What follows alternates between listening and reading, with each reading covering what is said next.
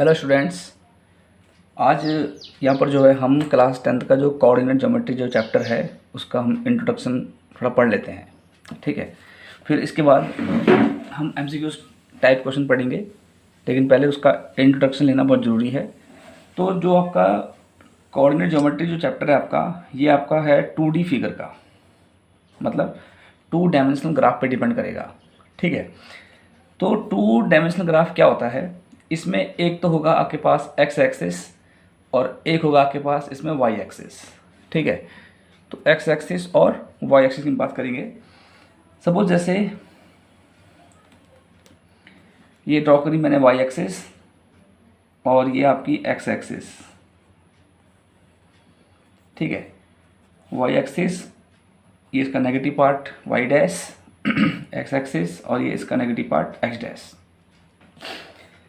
ये होता है ओरिजिन, ठीक है। हम अगर ऐसे चलें तो ये पॉजिटिव में आता है 1 2 3 4 और आगे चलता रहेगा, ठीक है। लेकिन ये इसका पॉजिटिव पार्ट है, और अगर ऐसे चलें तो नेगेटिव में आएगा, मतलब ये जो है एक्स एक्सिस का नेगेटिव पार्ट है, -3 -4 -5 ऐसे कुछ। अगर हम अब वाई की बात करते हैं तो वाई एक्सिस के ऊपर चलने पर ये पॉजिटिव में आता है, ठीक है। ये आपने पहले ही पढ़ लिया होगा 9th क्लास में।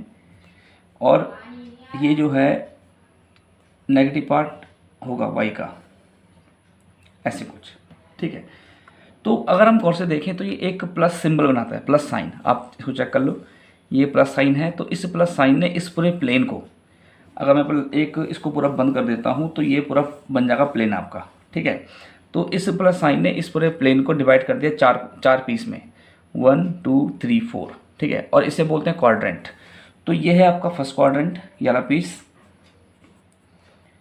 ये आपका फर्स्ट क्वाड्रेंट है, ये आपका सेकंड क्वाड्रेंट, ये थर्ड क्वाड्रेंट और ये फोर्थ क्वाड्रेंट, ठीक है।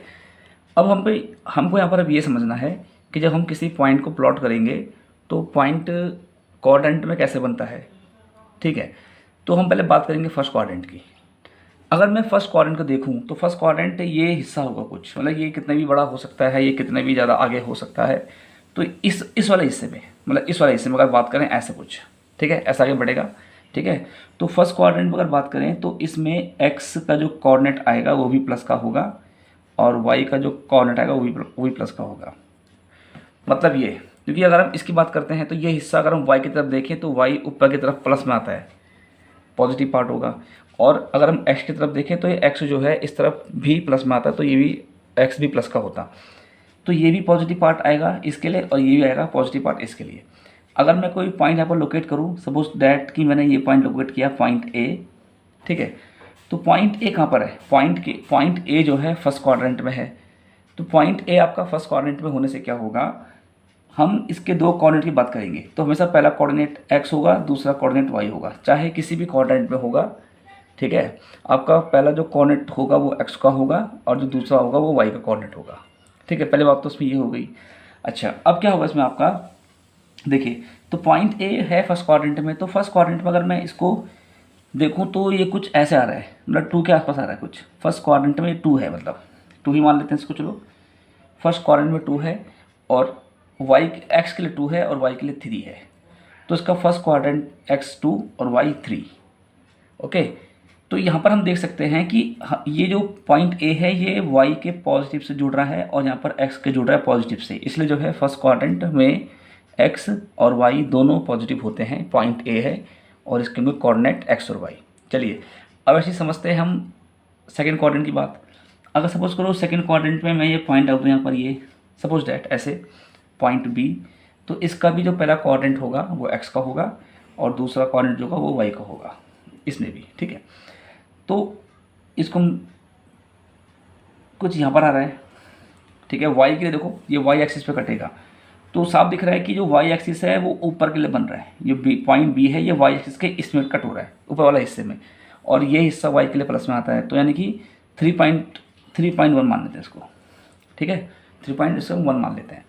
और अगर हम x की बात करें तो x वाला हिस्सा यहाँ पर देखो, ये पॉइंट, ये हिस्सा कुछ ये, ठीक है। यानी कि अगर हम बात करते हैं एक्स एक्सिस की, तो एक्स एक्सिस में ये रहा, यानी कि नेगेटिव पार्ट, समझ में आ रहा है, नेगेटिव पार्ट में है, यानी कि इसका जो वाई हो जो एक्स होगा वो -4 होगा, -4। तो यहाँ पर ऐसा बोल सकते हैं हम कि जो जो आपका सेकंड क्वाड्रेंट जो है उसमें एक्स नेगेटिव होगा और वाई इसमें पॉजिटिव होगा, ठीक है। एक्स नेगेटिव और वाई पॉजिटिव, क्योंकि वाई तो ऊपर बन रहा है ना, यहाँ पर वाई तो बन रहा है ऊपर। अब आते हैं थर्ड क्वाड्रेंट में, तो थर्ड क्वाड्रेंट में भी सेम, थर्ड क्वाड्रेंट इस तरफ है। तो यहाँ पर एक एग्जांपल ले लेते हैं, सपोज पॉइंट सी, इसके कोऑर्डिनेट एक्स और वाई होगा, ठीक है। तो पॉइंट सी को अगर मैं जोड़ता हूँ इसके ठीक सीध की पॉइंट से, ये हो गया और ये हो गया, ठीक है।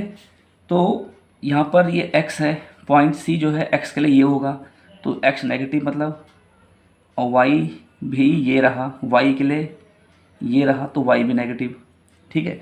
मतलब पॉइंट सी थर्ड क्वाड्रेंट में है, तो इसका मतलब अब दोनों नेगेटिव आ रहे हैं, x भी नेगेटिव आ रहा है, y भी नेगेटिव आ रहा है, तो इसका मतलब ये हुआ कि थर्ड क्वाड्रेंट में x भी नेगेटिव होगा और y भी आपका नेगेटिव होगा, ठीक है।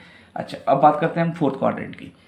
तो फोर्थ क्वाड्रेंट में क्या होगा, अगर सपोज हम एक पॉइंट यहाँ मान लेते हैं कुछ ऐसे, ठीक है। सपोज करो पॉइंट डी, तो इसका पहला कोऑर्डिनेट x होगा, दूसरा कोऑर्डिनेट y होगा, ठीक है। हमेशा पहला x होगा, दूसरा y होगा।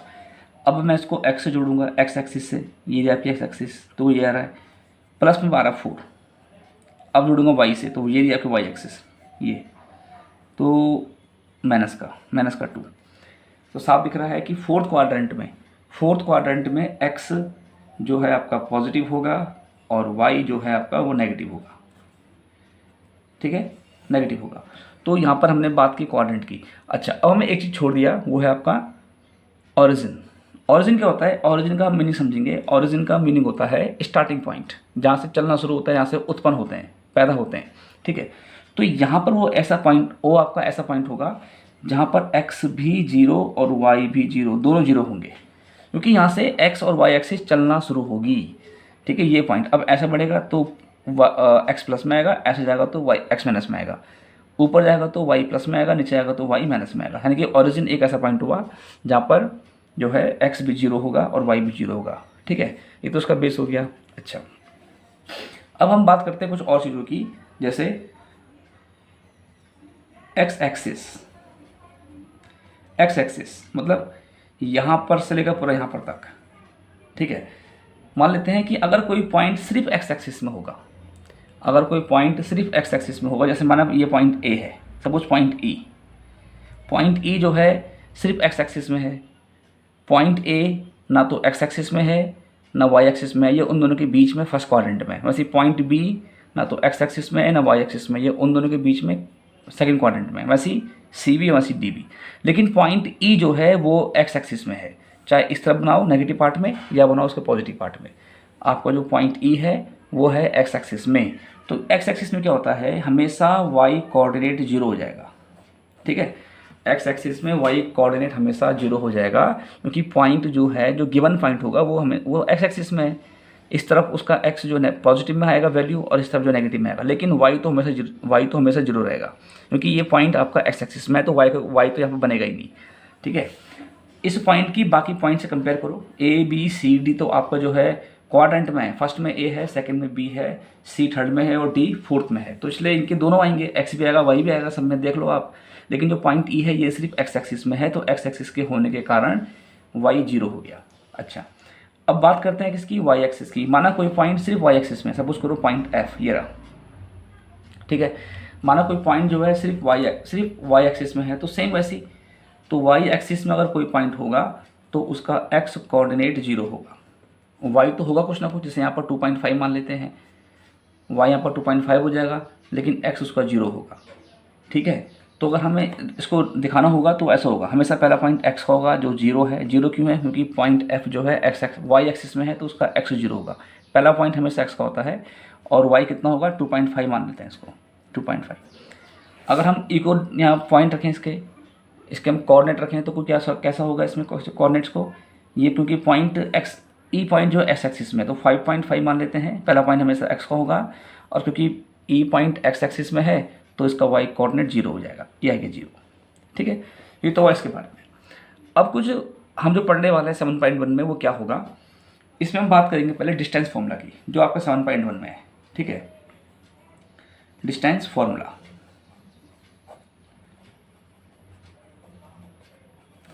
यहाँ पर हम इसकी बात करते हैं। तो इसको समझने के लिए मैं यहाँ पर पहले एक आपके लिए ग्राफ बनाता हूँ कुछ ऐसे, ठीक है। ये आपकी एक्स एक्सिस, ये इसका नेगेटिव पार्ट, ये वाई एक्सिस और ये इसका नेगेटिव पार्ट वाई डैश, ये है इसका ओरिजिन, ठीक है। और यहाँ पर सपोज करो 1 2 3 इसके पॉइंट्स हम रख रहे हैं। यहाँ एक्स का नेगेटिव होगा, एक्स वाई ऊपर के लिए पॉजिटिव होगा और वाई डैश इधर नेगेटिव होगा, ऐसे कुछ, ठीक है। तो अब हमने ये डिस्टेंस फॉर्मूला यूज़ करना है किन्हीं दो पॉइंट के बीच के डिस्टेंस को फाइंड करने के लिए। तो किन्हीं दो पॉइंट की डिस्टेंस को फाइंड करने के लिए हम यूज़ करते हैं डिस्टेंस फॉर्मूला। लेकिन ये डिस्टेंस फॉर्मूला होता क्या है, तो उसको समझने के लिए हम यहाँ पर दो पॉइंट रखते हैं। सपोज करो कि एक पॉइंट ये रहा पॉइंट ए, और इसके कॉर्डिनेट सपोज करो, वैसे यहाँ पर कॉर्डिनेट तो कुछ भी हो सकते हैं 1 2 3, है ना, लेकिन मैं आपको पहले स्टार्टिंग बताऊँगा। सपोज x1 और y1, और माना एक पॉइंट बी ये रहा, इसके कॉर्डिनेट सपोज x2 और y2, कुछ ऐसे, ठीक है। पॉइंट ए ये रहा और पॉइंट बी ये रहा, ठीक है। अब हमने इन दोनों के बीच की डिस्टेंस निकालनी है, तो हमें क्या करना होगा, पॉइंट बी को या पॉइंट ए को एक दूसरे से जोड़ना होगा, कुछ ऐसे, ठीक है। यहाँ पर ये मत सोचना कि हम इसी के लिए x2 मानेंगे, ऐसा कुछ नहीं है। आप यहाँ पर भी x2 y2 मान सकते हो, और यहाँ पर भी आप x1 y1 मान सकते हो, ठीक है। x1 क्या होगा एक्चुअल में, आपको जो पॉइंट दे रहेंगे, अगर हम इसकी बात करें तो देखो यहाँ पर 2.5 x1 होगा, और y के लिए 2.1 आपका y हो जाएगा। सेम ऐसी यहाँ पर अगर देखें तो x कितना होगा आपका -2.1 या 2.2, और आपका जो y होगा वो इधर होगा, ठीक है। तो हमको पॉइंट दे रहेंगे, लेकिन मेन है फॉर्मूला। तो इसका डिस्टेंस फॉर्मूला, हमने दो पॉइंट के बीच की डिस्टेंस निकालनी है, तो डिस्टेंस फॉर्मूला आपका ये बनेगा, AB = √x2 - x1 का whole square plus y2 - y1 का होल स्क्वायर, ओके। तो दो पॉइंट के बीच की डिस्टेंस ऐसे फाइंड करते हैं, और हमको जो है ये कोऑर्डिनेट्स जो पॉइंट्स हैं मिले रहेंगे क्वेश्चन में, या तो निकालने होंगे या मिले रहेंगे, ठीक है। तो ये फॉर्मूला डिस्टेंस किन्हीं दो पॉइंट के डिस्टेंस मेज़र करने के भी काम आता है, ये रहा फॉर्मूला, ओके। अब हम बात करते हैं इसके सेकंड पार्ट की, हम जो पढ़ेंगे 7.2 में सेक्शन फॉर्मूला, ठीक है। तो सेक्शन फॉर्मूला को समझाने के लिए यहाँ पर मैं फिर से ग्राफ ड्रॉ करूँगा, सेक्शन फॉर्मूला, ठीक है। तो सेक्शन फॉर्मूला ड्रॉ करने के लिए देखो, ये आपका ग्राफ हो गया,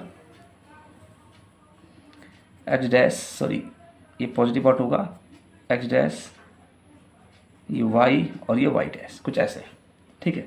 फिर से आपका ओरिजिन, इसके कोऑर्डिनेट्स 0 0 x0 y0 होगा, इसमें 1 2 3 और 4, इधर नेगेटिव पार्ट होगा x के लिए -4 1 2 3 4, और यहाँ पर नेगेटिव पार्ट -1 -2 -3 और -4, ठीक है।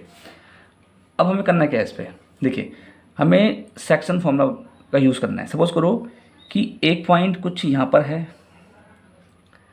ठीक है, सपोज पॉइंट ए, और एक पॉइंट कुछ यहाँ पर है पॉइंट बी, ठीक। हमें इसको सेक्शन फॉर्मूला से, सेक्शन फॉर्मूला होता क्या है हमें देखना है इसको, तो हम इसको जोड़ेंगे, पहले तो जोड़ दिया, ठीक है। सपोज करो पॉइंट ए के कोऑर्डिनेट्स x1 y1 और इसके कोऑर्डिनेट्स x2 और y2, कुछ ऐसे, पॉइंट बी के कोऑर्डिनेट्स, ठीक है। अब माना किस, देखो सेक्शन का मतलब होता है बांटना, डिवाइड कर देना, ठीक है। तो माना इसके बीच में एक पॉइंट ऐसा आएगा, माना पॉइंट सी, जो इसको और इसको डिवाइड कर दिया, ठीक है। इन दोनों के बीच में एक पॉइंट ऐसा आएगा, माना पॉइंट सी, जिसने जो है पूरे ए बी को डिवाइड कर दिया दो पार्ट में, एक इतना पार्ट हो गया और एक इतना पार्ट हो गया। तो इतने पार्ट को सपोज हम मान लेते हैं M1। मैं इसको समझाने के लिए अलग शब्द यहाँ आपके बना देता हूँ, कुछ ऐसे, पॉइंट बी और पॉइंट ए और ये पॉइंट सी, ठीक है। इसके कोऑर्डिनेट्स x1 y1 और इसके कोऑर्डिनेट्स x2 और y2, और सी जो है आपका सपोज इसके कोऑर्डिनेट x और y, कुछ ऐसे, क्योंकि भाई ये जो पॉइंट सी है ये भी तो आपका 2D प्लेन में आ रहा है, तो 2D प्लेन में आएगा तो इसके भी तो पॉइंट होंगे, हमने इसके पॉइंट मान लिए x और y, ठीक है। अच्छा, अब क्या होगा इसमें, जो पॉइंट C है यहाँ पर, इसने इस पूरी लाइन AB को दो उसमें पार्ट में तोड़ दिया, एक पार्ट AC है और एक पार्ट BC है, लेकिन इनका रेशियो क्या होगा, देखो जब भी ये इसको डिवाइड करेगा ना, सेक्शन करेगा, तो रेशियो में करता है। तो इतना हिस्सा हम मान लेते हैं सपोज M1 और इतना मान लेते हैं M2, ये रेशियोज़ हैं, ठीक है। तो अब जो सेक्शन फॉर्मूला बनता है वो क्या बनता है, सेक्शन फॉर्मूला हमें x और y निकाल के देता है, x और y निकाल के देता है। तो फॉर्मूला कुछ ऐसा होता है आपका, देखिए अगर हमें x फाइंड करना होगा तो कैसे फाइंड होगा, x equal to M1 x2 plus M2 x1 upon M1 plus M2, कुछ ऐसा होगा, ठीक है। इससे हमें x मिल जाएगा। सिर्फ ये फॉर्मूला x निकालने का है, लेकिन अगर हमें x ऑलरेडी गिवन हो तो हम इससे और चीज़ें भी निकाल सकते हैं, जैसे कि M1 या M2 का रेशियो निकाल सकते हैं, x2 और x1 भी निकाल सकते हैं। और अगर y निकालना होगा, अगर हमें y कोऑर्डिनेट निकालना होगा c के लिए, तो इसके लिए फॉर्मूला ये रहा, y equal to M1 y2 plus M2 y1 upon M1 plus M2, ये है y कोऑर्डिनेट, ठीक है। और अगर हमको y कोऑर्डिनेट निकालना होगा तो हम इसका यूज़ करेंगे, लेकिन हम फिर से मैं वही बोलूँगा, y फार्मूला, ये जो फार्मूला है ये y के लिए है, लेकिन हम इससे M1 M2 का रेशियो निकाल सकते हैं, या फिर जो है y1 y2 भी फाइंड कर सकते हैं, ठीक है। ये हो गया। अच्छा, अब इसमें एक चीज़ खास होती है इस सेक्शन फॉर्मूले में, एक चीज़ आपने ध्यान देनी है। अगर सपोज दो पॉइंट हैं, कुछ ऐसे मान लेते हैं इसको, कुछ ऐसे, और इसके कोऑर्डिनेट सपोज x1 और y1, इसके कोऑर्डिनेट सपोज x2 और y2, और ये जो एक ऐसा पॉइंट माना C जो जिसने AB को डिवाइड कर दिया, लेकिन डिवाइड कैसे किया है, डिवाइड किया है ठीक बीच से, सेंटर से, मिड पॉइंट से डिवाइड किया। हम इसको, मैं आपको समझाता हूँ, मिड पॉइंट, ठीक है। ये इसने इसको मिड पॉइंट में डिवाइड कर दिया, ये हमारा मिड पॉइंट है ये वाला। तो अब जब ये मिड पॉइंट है तो जो रेशियो होगा M1 और M2 का, ठीक है। अब क्योंकि ये मिड पॉइंट है तो जो रेशियो होगा M1 M2 का वो इक्वल होगा, यानी कि जितना ये उतना ये, क्योंकि ये बीच में आ रखा है। यहाँ पर ये देखो, ये जो पॉइंट C है ये इसके ज़्यादा पास है, इससे दूर है, तो ये सेम नहीं था, तो ऐसा बन जाएगा। फॉर्मूला तो वही चलेगा आपका, लेकिन जब भी कोई सेक्शन फॉर्मूले में कोई मिड पॉइंट होगा तो समझ जाना, आपको ये समझना है कि जितना डिस्टेंस ये होगा उतना डिस्टेंस ये भी होगा। तो ऐसे केस में क्या होता है, हम अपने मन से इसको 1 1 मान सकते हैं, मतलब दोनों रेशियो को सेम मानना है, 1 1 मान लो, या 2 2 मान लो, या 3 3 मान लो, या 4 4 मान लो, कुछ भी मान लो, लेकिन सेम मानना। और मोस्टली केस में 1 ही मानना, 1 इसलिए मानना क्योंकि कैलकुलेशन में थोड़ा ईजी हो जाएगा, ठीक है। मानने के लिए आप उसको 100 ही मान सकते हो, लेकिन 100 को मल्टीप्लाई करना पड़ेगा अकॉर्डिंग टू द फॉर्मूला, तो टाइम कंजप्शन ज़्यादा हो जाएगा, इसलिए इसको सिंपल 1 1 मानना, ठीक है। तो ये इसको ध्यान रखना, अगर मिड पॉइंट होगा तो हमें रेशियो ऑलरेडी गिवन होते हैं, कितना, M1 भी 1 होता है और M2 भी 1 होता है, या 2 2 मान लेना, हम पे डिपेंड करता है आप क्या मानना चाह रहे हो, ठीक है। एक तो ये हो गया। अच्छा, अब भी उसमें कुछ बेसिक पॉइंट्स ये होंगे, हम बात करेंगे कोलिनियर पॉइंट्स की, हम यहाँ बात करते हैं कोलिनियर पॉइंट्स की, ठीक है। देखिए, अगर 3 पॉइंट सपोज करो A B एंड C, ये तीनों पॉइंट कोलिनियर हैं, तो इसमें ये कौन सी प्रॉपर्टी को फॉलो करेंगे, कोऑर्डिनेट ज्योमेट्री में अगर तीनों पॉइंट कोलिनियर होते हैं तो ये कौन सी प्रॉपर्टी को फॉलो करते हैं। देखिए, सबसे पहली जो प्रॉपर्टी होती है वो ये, हम एक काम करते हैं, इनको जोड़ देते हैं, suppose A, suppose that B, suppose that C, ठीक है। अब अगर ये तीनों पॉइंट कोलिनियर होंगे, सुनिएगा, वैसे कि यहाँ पर आप कोऑर्डिनेट्स आपको दिए रहेंगे और क्वेश्चन पे डिपेंड होगा सब कुछ, क्वेश्चन में जो पूछा रहेगा वो देना आपने, उसके अकॉर्डिंग काम करना पड़ता है, ठीक है। अब वो कह रहा है कि ये पॉइंट्स आपके कोलिनियर हैं, तो अगर आपके पॉइंट्स ये कोलिनियर होंगे तो कोलिनियर होने के लिए क्या जरूरी है, जरूरी है ये कंडीशन, देखो पूरा AC है, पूरा AC है ना, और ये AC बीच में B हो गया, और ये AC जो है 2 पार्ट में डिवाइड हो गया, एक पार्ट AB और एक पार्ट BC, यानी कि मिलकर, यानी कि AB और BC मिलकर पूरा AC बन रहा है। और यही कंडीशन है कोलिनियर की, अगर 3 पॉइंट कोलिनियर होंगे तो ये कंडीशन सेटिस्फाइड होनी चाहिए। मतलब कैसे, हम कैसे करेंगे इसको, हम इसको ऐसे करेंगे, हम पहले AC निकाल देंगे, जो बड़ा हिस्सा है ये, कैसे निकालेंगे, इसको निकालेंगे डिस्टेंस फार्मूला से, ये सिंपल चीज़ है ना, आपको इसके पॉइंट दे रहेंगे, हम फिर AB निकालेंगे, ठीक है, सेम डिस्टेंस फार्मूला से। डिस्टेंस फार्मूला जब AB निकालेंगे तो हम सिर्फ इतना पार्ट लेंगे, AB लेंगे, हम फिर BC निकाल देंगे, और BC निकालने के लिए क्या होगा, सेम डिस्टेंस फॉर्मूला, हम फिर BC लेंगे खाली इस पर, ठीक है ना। तो कोलीनियर प्रूफ करने के लिए हमें क्या करना होगा, AC निकालना होगा पूरा पार्ट, फिर AB निकालना होगा और फिर BC निकालना होगा, और फिर जो दो छोटे पार्ट हैं जैसे कि ये AB और BC, इसको ऐड करना होगा। जो इसका सेक्शन जो डिस्टेंस फॉर्मूला से जो निकलेगा उसे हम ऐड करेंगे, और अगर ऐड करने पर इनकी वैल्यू AC के इक्वल आती है, AC के वैल्यू के इक्वल आती है, तो मतलब क्या ये कोलीनियर हैं।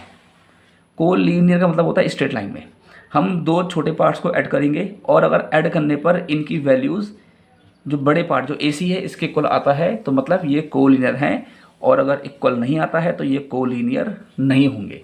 तो ये प्रॉपर्टी है कोलीनियर की। अगर 3 पॉइंट आपस में कोलीनियर हैं तो हम उसको ऐसा करेंगे, 3 या 4 पॉइंट, कितने पॉइंट हो सकते हैं इसमें, तो ठीक है। तो यहाँ पर इंट्रो हो गया। अब कल इसका शुरू करेंगे हम MCQs।